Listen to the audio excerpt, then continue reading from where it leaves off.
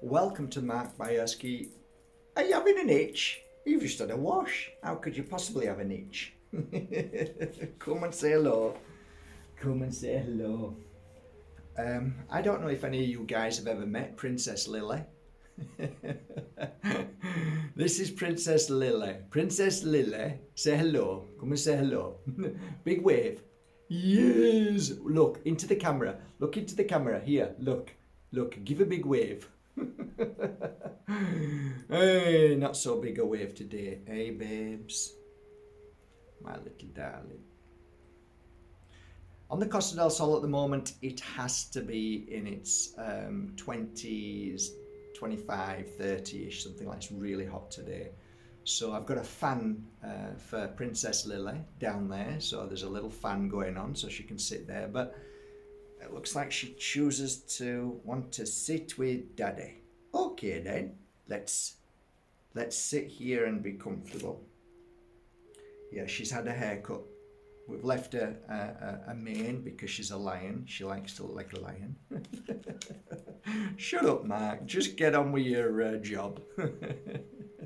We're not interested in a poodle. Okay, guys, I'll be serious. It's a lovely day today, but it's very hot. Slow down, Mr. B. So today I'm going to try and answer in the way I only know, through my experience, not through books, nothing like that. Have you felt somebody? So did I. As soon as I started talking, then my ear popped, and so did Lily. Just jumped up, so she's felt somebody in the room too. It's a great way to have confirmation. Okay, am I going to actually get this done? So this is one of the most profound questions ever asked. So I'm going to... this question is split into 1, 2, 3. There's 3 parts to one question. Would you like me to read it all? I think I will. Dear Mark, I suffer from anxiety and depression. No, you don't. You've only been told you do. So you've now created a box. You've labelled yourself and stamped yourself depressed and anxiety. And you're not. But let me carry on. How do you find peace with not knowing what really comes after we die? We don't die. There's no such thing as death. In fact, I'm looking forward to going home. Are we truly united with our loved ones? On a general note, most of the time, yes. But there are times that we get trapped in between two worlds, and I teach you how to overcome that and how to not let that happen. That's part of my teachings. It's a very important part. So it's a very minute amount of people who get trapped in between two worlds. However, being trapped in between two worlds to the way you're thinking now is that, how long? There's no space and time. So even one moment could be a year or 100 years. So it isn't actually, there's no such thing as time. There's only this world here that has time because of the way the stars rotate, moon, planets, and the sun as it goes round. We get to count that. So that's really just on this planet, I guess, and maybe other planets. Stop going off on one, Mark. If we are reincarnated, which we are many times, do we forget our former families? How can you forget a former family if you are all one? So imagine one great big lake, and everyone in that lake is in that lake. So when you are in the lake, you are one with everyone. But then when I take one drop out, that one drop could be you, could be another member of family. Everybody goes back to that lake one way or another. Okay, so whether you reincarnate or not, you go back into the lake. So your family is the lake.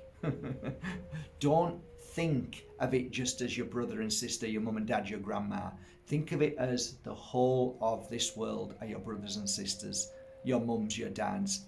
Everybody on this planet is your family. If people understood that, there'd be a lot less violence. Okay. Okay, I think I've answered them, but let me now answer it in the way I would answer it if I was doing a workshop or if I was doing a talk around the world. So welcome everybody to Mark Bajerski YouTube channel. Today we're going to talk about the most important part of our journey, which is the transition of our journey. The transition from this world, which is a teaching world and a world of experience that we feel through the spacesuit that we hold, but never forgetting that inside that spacesuit is an individual drop, a spark, and that spark is you. That is your spirit. That's your soul. So when the spacesuit wears out, you then leave the spacesuit to go home. Your spirit travels to a point of, how can I put this? A door opens, okay? And all of a sudden, you see your whole life appear before you. Your whole life appears before you, and prior, sometimes the day before, or 2 days or 3 days before, when we start to go into this body breakdown, the spirit then starts to become stronger and more powerful. I don't know why that is. It seems to be a natural a phenomena that I've seen when I've been with clients who are now ready to move into the light, go home. People get upset when I say that. So I don't like to say move into the light, but let's say that the door opens to our home world. As that door opens, your family come to check out, and that is all those souls that you feel. Let me give you an idea of this, right? If the pool, if the lake is all your family, if somebody wants to come through, they're all your family, so they will appear to you as you would recognize. So who says that part of that ocean is not already experiencing another life, another reincarnation? You see, when we all go back into the ocean, we are all connected, we're all one. And it's not like the AI sticking chips into your brain. It's nothing, it's the furthest of the spectrum. It is pure, it is love, it is one, it's the universal consciousness, it's the spirit world. So our family can come through at any given moment.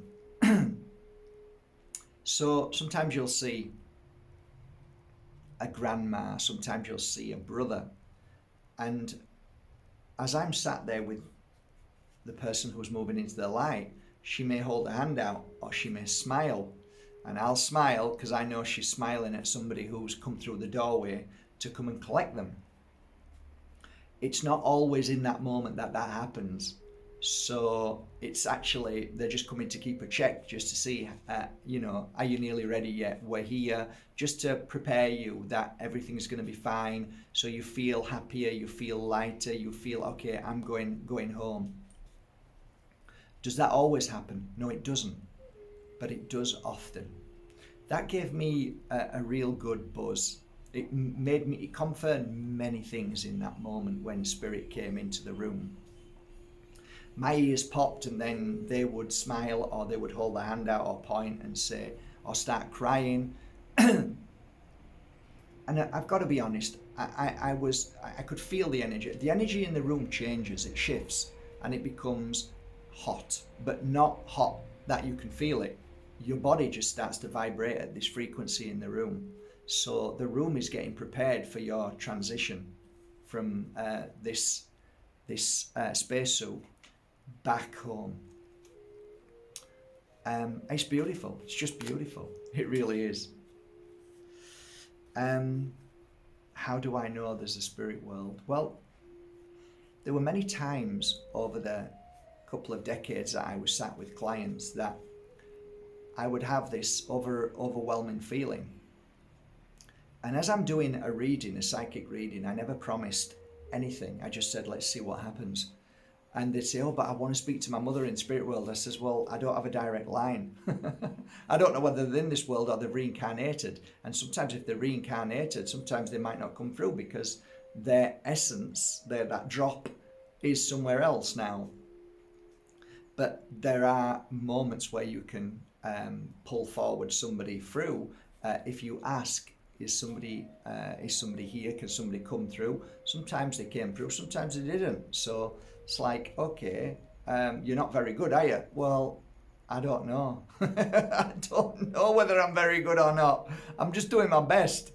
So, like, I'd sit there and then go, oh, I can feel somebody around you, and then I'd close my eyes and then see and say, oh my God, it's a dog. It looks like an Alsatian, but it looks white. And then they start crying and say, well, I had a dog which was like a white Alsatian. I go, okay, well, this dog is right next to you. And then they'd say, my God, you didn't even know that. How did you know that? And I'd say, well, I just felt them come through. Or it might be that there would be a 3-year-old child. And I'd say, oh, there's the child that looks between 1 and 3 years old. Oh, I lost my child. And that was 3 years ago. And I'd say, oh, well, they're here with you now, reconnect. And then I'd help them to try and reconnect. It's not for me to, teach them how. I say, I don't know how to teach you to reconnect, but I can help you by doing certain things that may help. There were times where I'd be sat there and there'd be a man come through. And, I wrote about this in one of my books. It's like, yeah, they'd be telling me a story about their dad, and they'd put a picture down, and I'd be like, that ain't your dad. And this happened a few times, and I'd say, you've got another photo in your pocket, or you've got another photo on your mantelpiece at home. It's on the left hand side. I can see it's on the left hand side. There's a guy in that picture, and he stood doing this. And they'd say, no, that's somebody else. And I'd say, no, that's your dad. And then it would be confirmed that it was. Now, why on earth would I even say that? Why would I feel those feelings at that time? And why would it be confirmed that these things happened? Well, it could be that there's fragments in the universe that you're picking up on. Yes, it could be.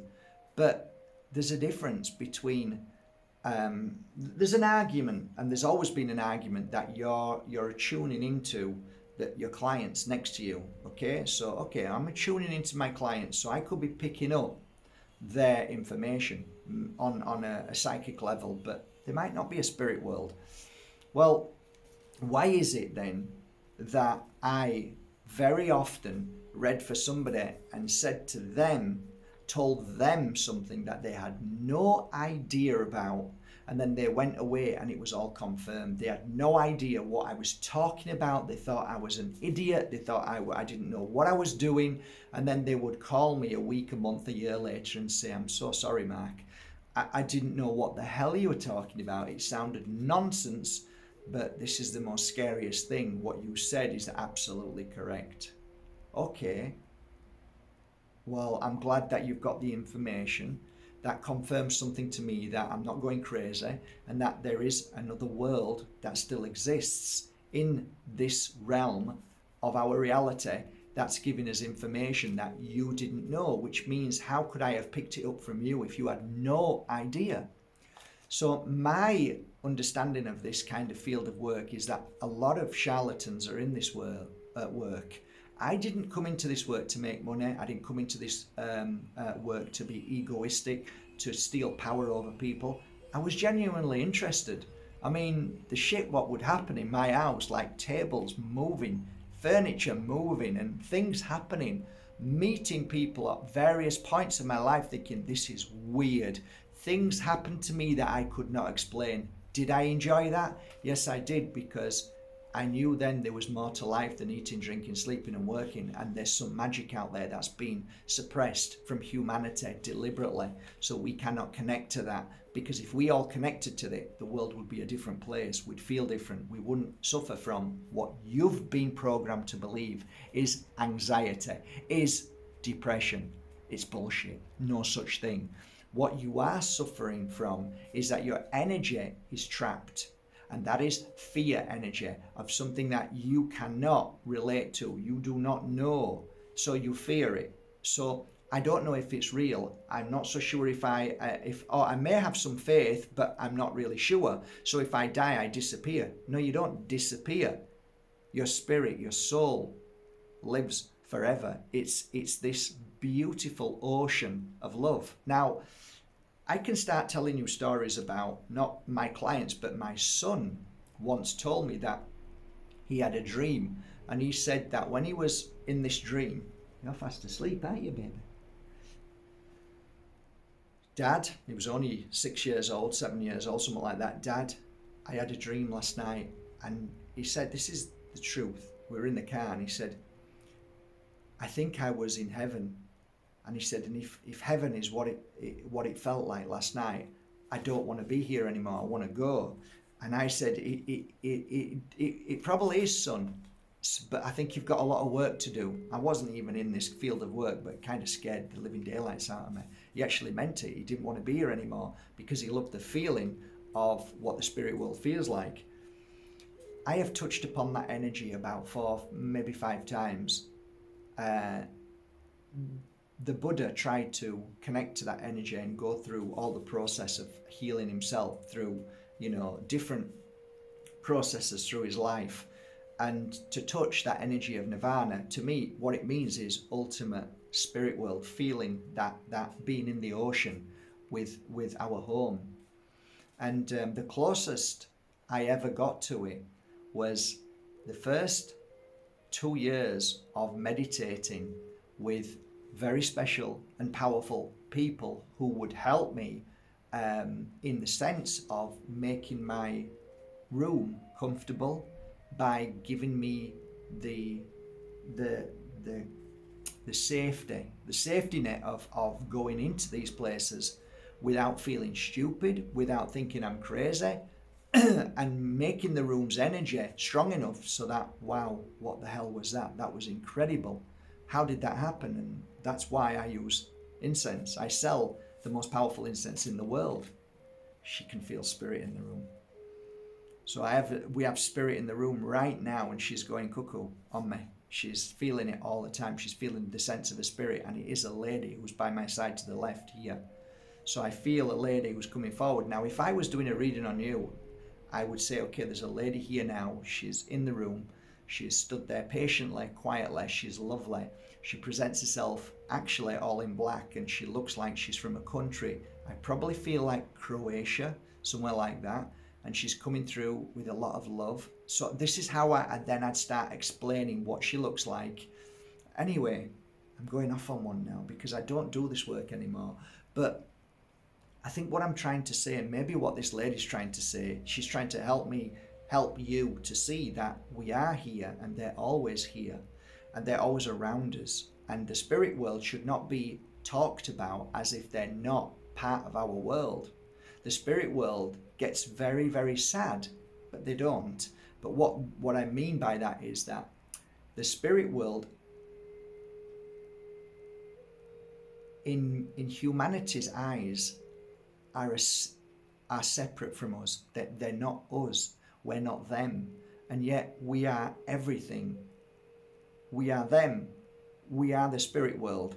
We're just taking a little bit of time to be in a spacesuit, to feel this world and to experience it, the pain, the suffering. And just before we leave this ocean of droplets of pure love and everything, all that ever is and will be, that energy, when we are about to move into this miracle of being able to go into a spacesuit, whether it's a doggy, a cat, a horse, a human being, a monkey, a butterfly, a tree, a flower, an ant, every droplet of spirit, of our spirit world, can enter into the spacesuit we choose to be in. Whether it's for 30 seconds as a baby, as that moment is created, a minute, a day, a week, a month, 3 months, whatever it may be, to the point that we're no longer here, but we experienced that particular moment, because we chose to experience the love of a mother and to grow inside that and feel that love or feel the suffering.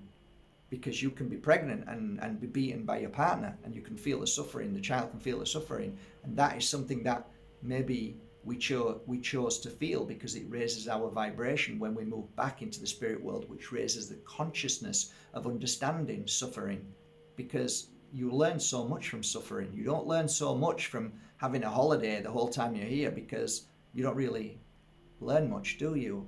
That much. But by the pain and suffering that we go through, we grow tremendously.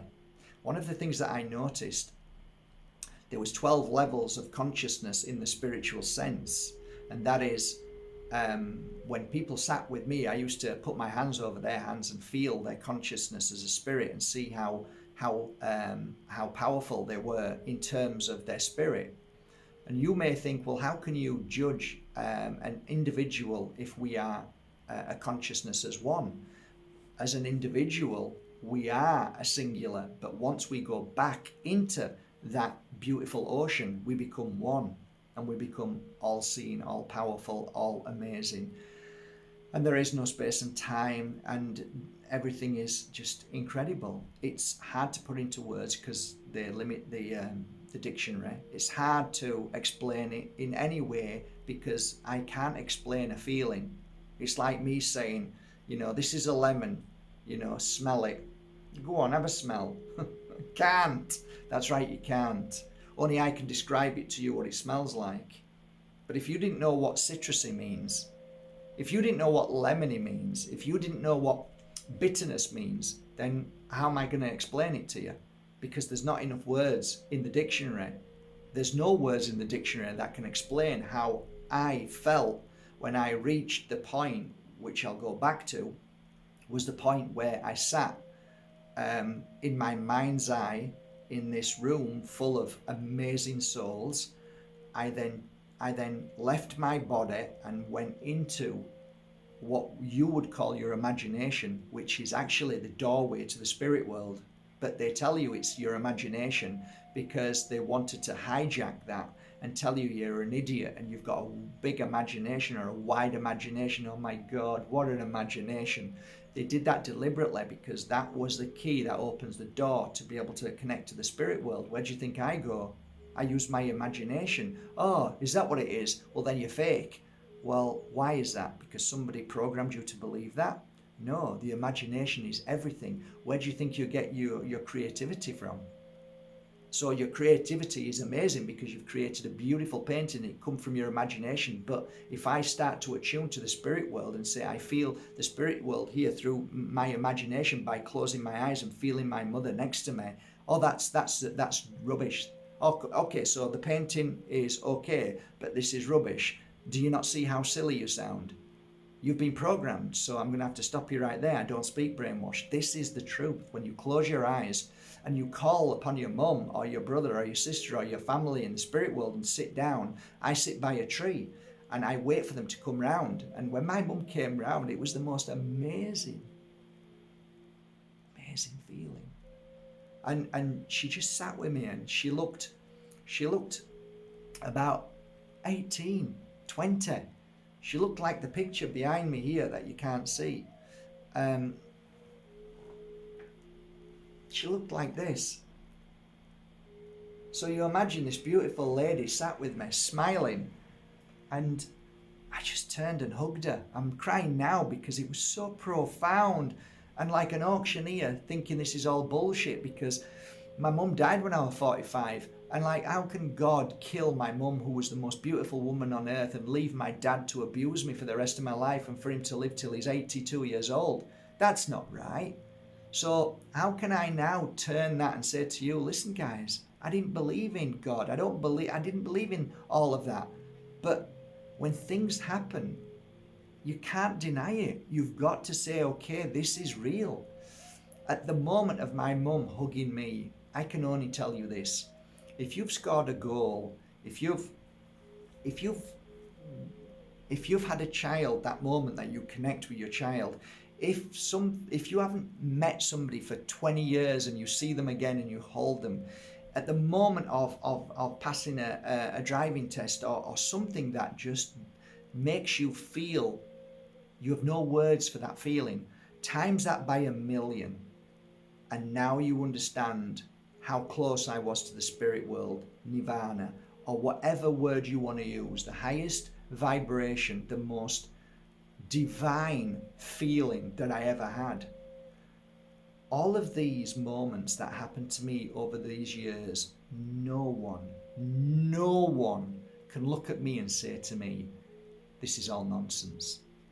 Because like water is healing, like the air is for breathing, the spirit world exists, and I love them, and they're my family. And that's why I look upon everybody on this world as my family. And that's why if I ever see anybody fall, it breaks my heart. It feels like I've fallen. And if I see somebody laughing at somebody else, it breaks my heart, because I know that you shouldn't be like that, because that's your brother you're laughing at. When I see somebody hurt somebody else, I feel awful, because I know that you're hurting yourself, because they are you and you are them. That's why I don't have hate in my heart, for two reasons. If I hate somebody, I can never love. I can only love to the point of that hate. So I don't hate anybody, because and secondly, they're all my family. So I can't hate my family. I can choose to walk away from idiots, but they're still my family. And you're a plonker, mate. You're a plonker. You've said some awful things, but you know what? You're still my family. And I would never cause harm to you. I would never do anything wrong to you.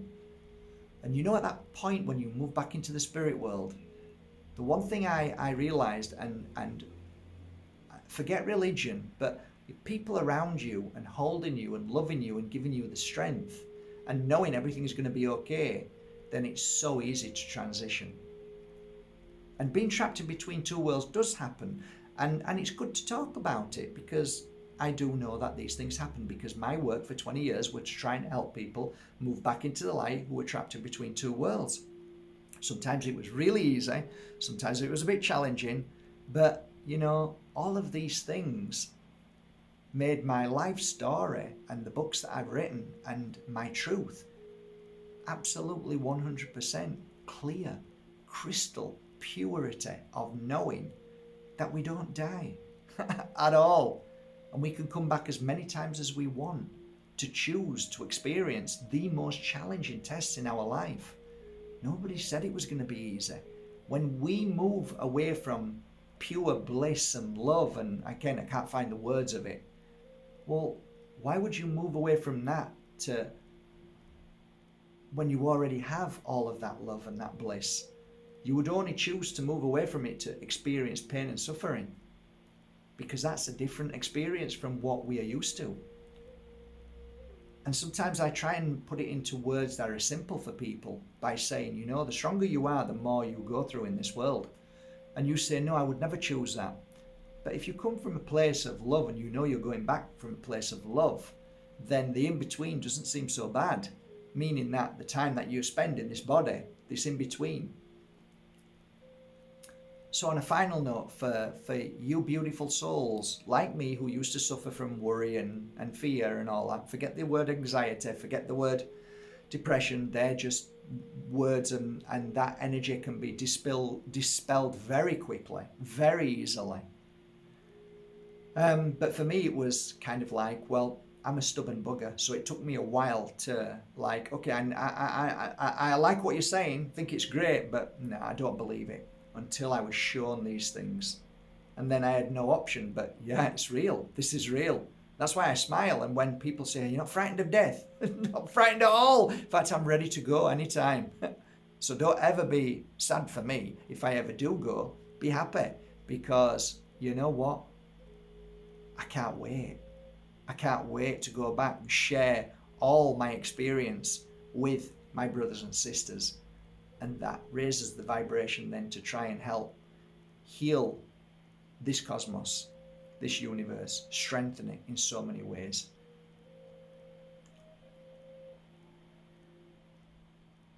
I think that's it. Well, it's been a lovely chat. I've enjoyed it. My beautiful Lily has been asleep. She looks out for sleep now. But do you want to say goodbye, darling? I love you too. There's a spirit right inside the heart there. And that spirit is equal to you and me. They say if you want to know how humanity will ever evolve, then see how they treat animals. And that gives you a great idea of knowing how humanity has raised its vibration. Keep being loving, keep being kind, be caring, and just be nice to animals. Because maybe one day you'll come back in that spacesuit. That might be a 4 legs and furry. Food for thought. Have a great day. Love you all.